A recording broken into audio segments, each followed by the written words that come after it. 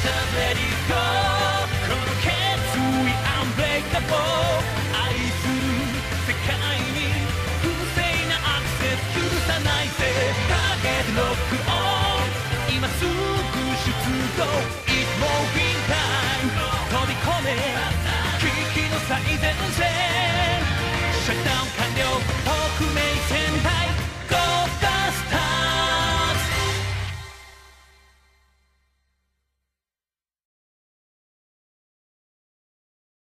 It's time to review Dirge of Cerberus Final Fantasy VII for the PlayStation 2.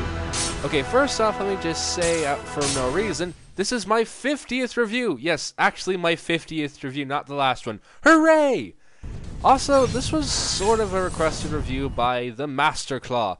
And I say sort of because he asked me to do a Final Fantasy game, and because I'm a lazy jackass who can't be bothered to do anything if my life depended on it, I decided to review a game that was relatively short and simple by Final Fantasy standards. Either way, thanks for the request, Master Claw.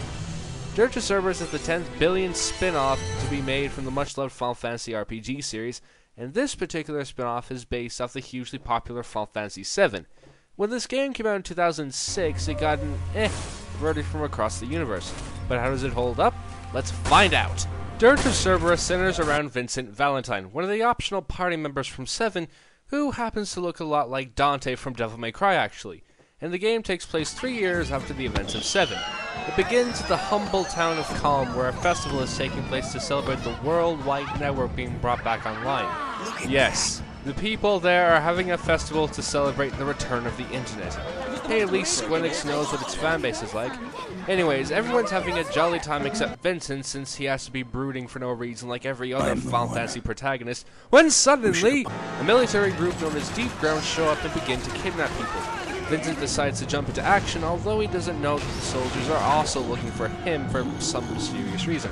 There's more to the story than that, but that's as far as I'll go, since anything more is just spoiling things.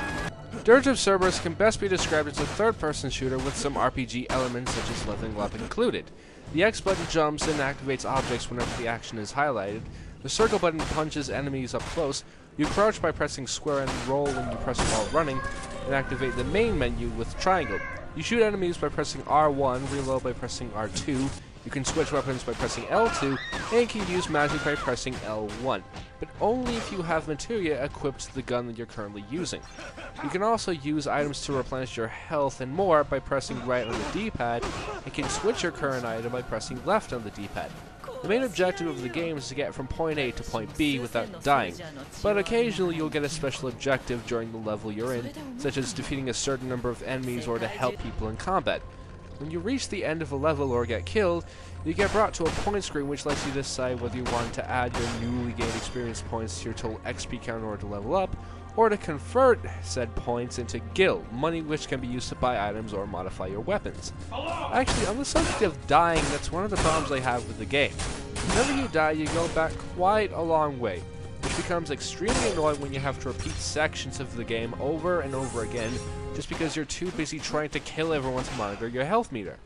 And while this particular criticism is more of an annoyance than a flaw, a lot of the game's music is very forgettable. It's not bad, but when it's a Final Fantasy game, it's a bit of a sin to have music that's very forgettable.